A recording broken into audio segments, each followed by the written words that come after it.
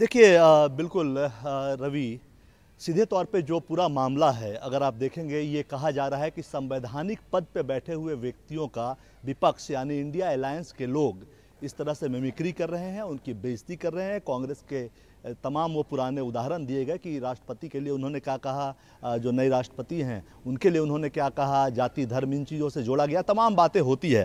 लेकिन सीधे तौर पे अगर एक तकनीकी तौर पे जाएंगे तो संविधान के अनुच्छेद 63 में राष्ट्रपति जो अभी उपराष्ट्रपति हैं जगदीप धनखड़, उनके लिए ये व्यवस्था है कि वो राज्यसभा के पदेन, राज्यसभा में जो उनका सभापति का पद होता है वो पदेन होता है, उसको संवैधानिक मानना नहीं मानना। उपराष्ट्रपति का पद तो संवैधानिक होता है, राज्यसभा के सभापति का पद जो होता है वो पदेन होता है। और ऐसे में विपक्ष के लोग ये भी कहते हैं कि पदेन भूमिका में अगर आप हैं तो इसको आप संवैधानिक गरिमा से कैसे जोड़ सकते हैं। चूंकि राज्यसभा के मुख्य प्रवक्ता के तौर पर संविधान का अनुच्छेद जब 64 आप देखेंगे उसमें साफ साफ लिखा है कि राज्यसभा के प्रमुख प्रवक्ता के तौर पर उपराष्ट्रपति इस पदेन पद पर बैठते हैं। तो ऐसे में विपक्ष ये कहता है कि जब सभापति के तौर पे आप राज्यसभा में बैठे हैं और आपकी मिमिक्री उपराष्ट्रपति के तौर पर आपके काम की मिमिक्री नहीं की गई है, वो एक संवैधानिक पद है। लेकिन जहां आप पदेन भूमिका में है, उस पद में जो आपकी भाव भंगिमा है, जिस तरह से आप सदन चलाते हैं, उसकी मिमिक्री की गई है। तो ये कैसे संवैधानिक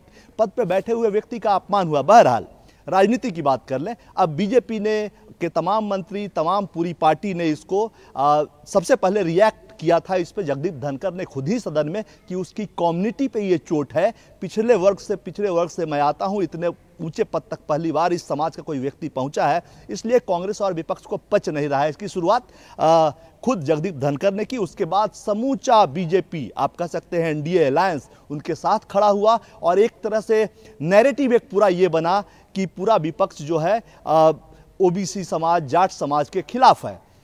दरअसल राजनीति के हिसाब से, जैसा कि आपने आंकड़ा भी दिखाया कि जाट समाज का 6% वोट है पूरे देश भर में, लेकिन मुख्य तौर पे उत्तर प्रदेश में 18 जो वेस्टर्न यूपी की सीटें हैं वहाँ पे उनका दबदबा है। आप राजस्थान और दिल्ली में देखिए 12% उसका वोट फीसदी है। आप लोकसभा चुनाव के ठीक बाद या आसपास ही हरियाणा का चुनाव होता है, वहाँ पे उनकी आबादी 25% है। आप पंजाब जाएँ, वहाँ भी 25 से 30% है। तो जाहिर सी बात है ये एक वोट बैंक, जब समुदाय की बात सामने आई तो एक वोट बैंक की तरफ इशारा हुआ। और जाहिर तौर पर अभी तक की जो स्थिति है, आप हरियाणा में अगर देख लें, 2014 में जो विधानसभा चुनाव वहाँ हुआ था, उस वक्त जाटों ने बड़ी संख्या में बीजेपी का समर्थन किया था। 19 में वो समर्थन गायब हो गया, 19 में समर्थन उस स्तर से जाट समुदाय ने नहीं दिया था। लिहाजा अब आगे लोकसभा चुनाव के साथ साथ विधानसभा चुनाव भी है, तो हरियाणा पे भी इसका नजर है। शेखावटी इलाके से आते हैं राजस्थान के जगदीप धनखड़, और वो इलाका कांग्रेस का स्ट्रांग होल्ड कहा जाता है,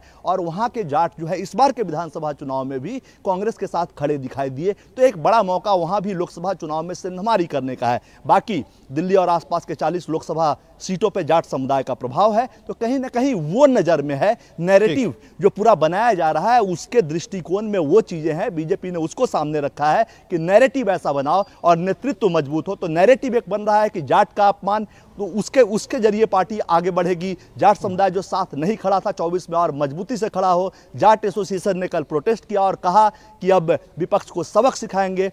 और नेतृत्व की जहां तक बात है, प्रधानमंत्री नेतृत्व कर रहे हैं, उन्होंने भी इस मुद्दे पर जगदीप धनखड़ से बातचीत करके दुख जताया कि 20 साल से मुझे भी अपमानित किया जा रहा है, मैं भी पिछड़े समाज से आता हूं। तो नैरेटिव और नेतृत्व के जरिए चुनाव जीता जाता है और वही बनाने का प्रयास किया जा रहा है बीजेपी की तरफ से। आखिर में लेकिन सवाल यही है, एक उठता है सवाल, तमाम राजनीतिक दलों को ही इसका जवाब सोचना होगा कि उपराष्ट्रपति, राष्ट्रपति और प्रधानमंत्री जैसे पद पर बैठने वाले व्यक्ति को क्या जात और धर्म के नजरिए से देखा जाएगा। ये बड़ा सवाल है, क्योंकि इसका कई बार लाभ होता है तो कई बार नुकसान भी होता है। तो बीजेपी, कांग्रेस और तमाम दलों को इस चीज के बारे में सोचना होगा। जी।